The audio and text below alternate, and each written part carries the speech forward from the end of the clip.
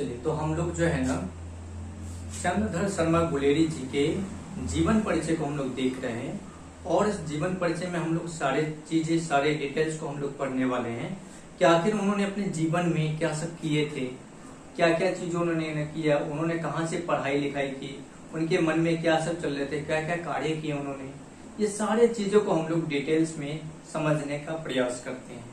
चलिए line by line हम लोग एक एक चीजों को पढ़ने का प्रयास करते हैं। पहला क्या कह रहा है कि चंद्रधर शर्मा की माँ बहुत धार्मिक विचार वाली महिला थी। यानी कि चंद्रधर शर्मा जो थे उनकी तो पहली माँ थी, लेकिन शिवराम शास्त्री जी जो थे इनके पिताजी, उनकी ये तीसरी पत्नी थी। उनके नाम लक्ष्मी देवी, जो आप लोग पहले देख चुके हैं। जीवन परिचय का जो है ना पहला पार्ट जिसमें मैंने बताया है कि उनकी माँ, उनके पिता, उनके जन्म और उनका नाम, उनके गांव का, उनके कार्य क्षेत्र, मैंने सभी डिटेल्स में बताए हैं।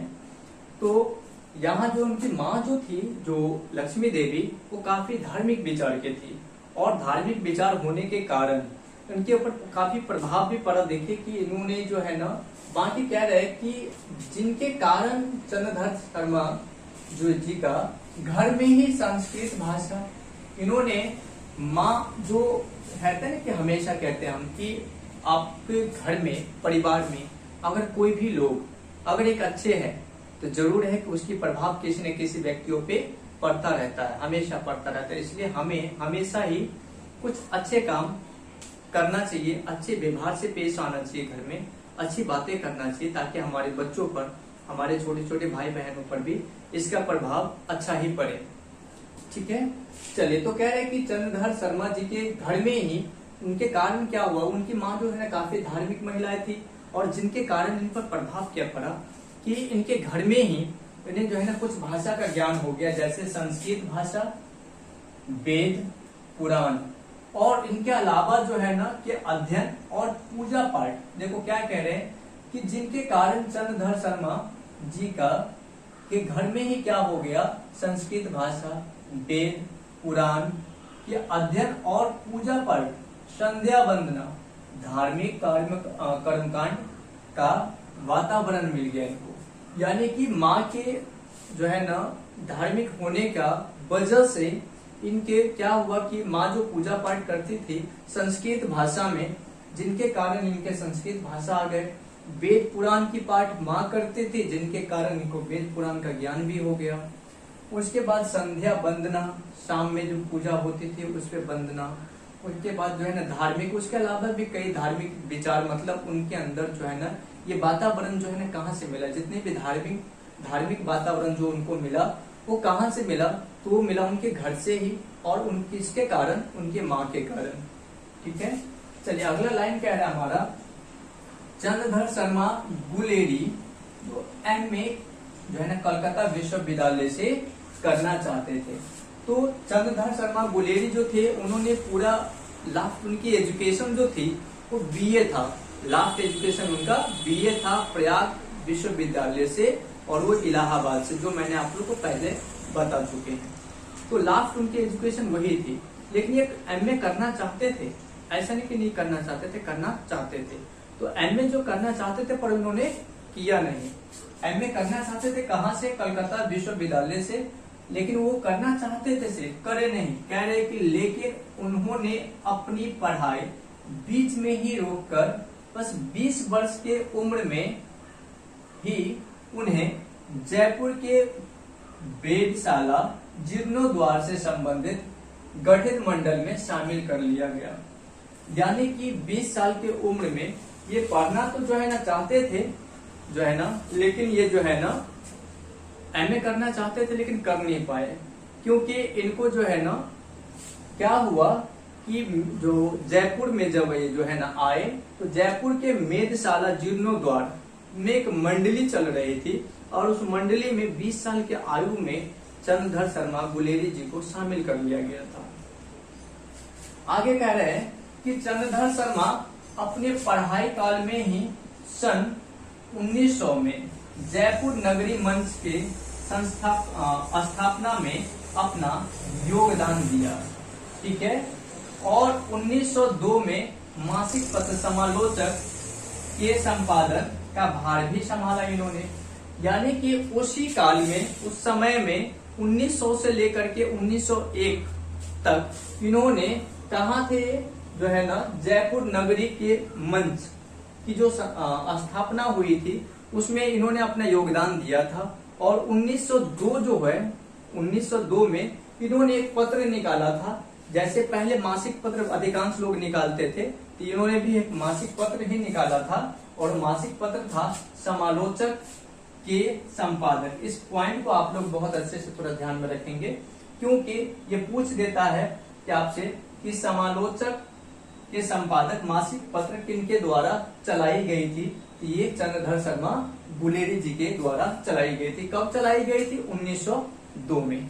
चलिए, उम्मीद करता हूं कि ये पार्ट भी आप लोग को अच्छे से समझ में आया है, और थोड़ा सा और इसके ऊपर बचा हुआ है, उसको भी हम लोग देख लेते हैं।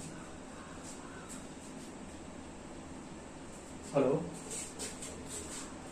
जी,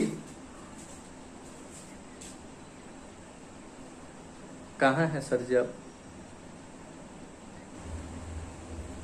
चलिए, इसका आगे देख लेते हैं हम लोग। आगे कह रहा है कि 1916 ईस्वी में अजमेर के मेयो कॉलेज में संस्कृत विभाग के अध्यक्ष भी रहे। अब मैं आप लोग को बताऊं कि ये जो है मेयो कॉलेज, यहाँ पर इन्होंने स्टडी भी करी थी। देखिए, बहुत किस्मत वाले लोग होते हैं ऐसे कि जिस कॉलेज में इन्होंने पढ़ा और उसी कॉलेज में ये वहाँ के जो है ना शिक्षक भी रहे। तो कह रहे हैं कि 1916 ईस्वी में अजमेर के मेयो कॉलेज जो संस्कृत विभाग के अध्यक्ष भी वहां पे रहे, और 1920 में पंडित मदन मोहन मालवीय के आग्रह करने पर, कह रहे हैं कि 1920 में पंडित मदन मोहन मालवीय के आग्रह करने पर वे बनारस आ गए। एक व्यक्ति थे पंडित जो है ना मदन मोहन मालवीय, उनके आग्रह करने पर ये कहाँ आ गए?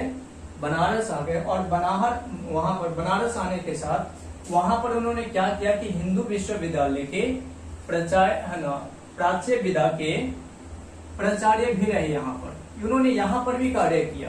कहाँ पर? हिंदू विश्वविद्यालय में।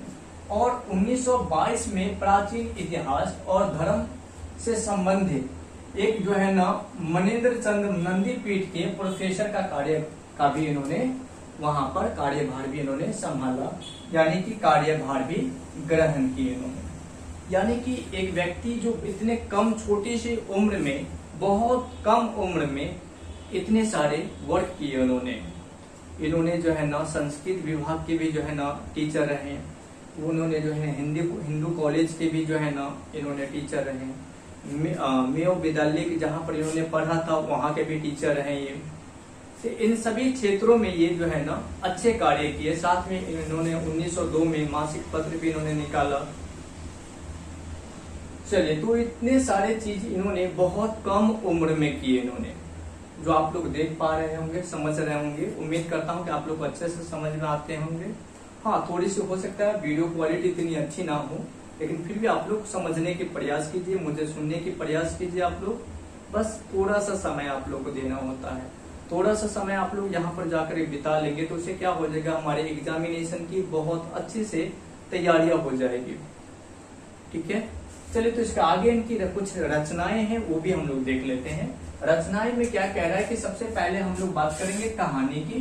तो कहानी में क्या कह रहा है कि सुखमय जीवन, जो 1911 में, इसका डेट मैंने क्यों लिखा है, क्योंकि ये डेट के साथ ही आपको ऑब्जेक्टिव में पूछा जाता है। वहां पर पूछ दिया जाता है कि सुखमय जीवन जो था वो कब लिखी गई थी, कब प्रकाशित हुआ था। ये हुई थी 1911 ईस्वी में। दूसरा है बुद्धू का कांटा, ये 1914 ईस्वी में प्रकाशित हुई थी। अगला है उसने कहा था, जिस चैप्टर को अभी हम लोग जो है ना, जिनके बारे में पाठ के सारांश को हम लोग अभी पढ़ेंगे, ये काफी प्रचलित हुई थी, बहुत ज्यादा प्रचलित हुई थी इनकी एक जो है ना कहानी, उसने कहा था।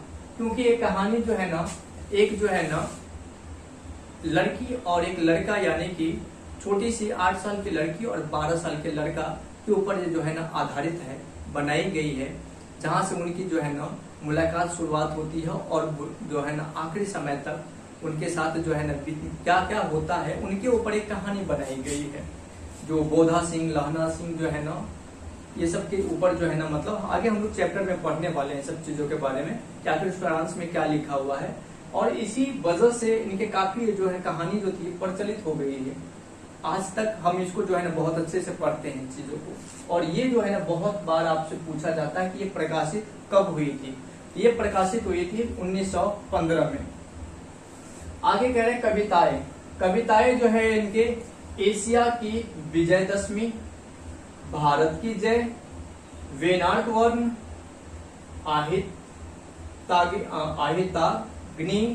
आहिताग्नि, झुकी कमान, स्वागत, ईश्वर के प्रार्थना।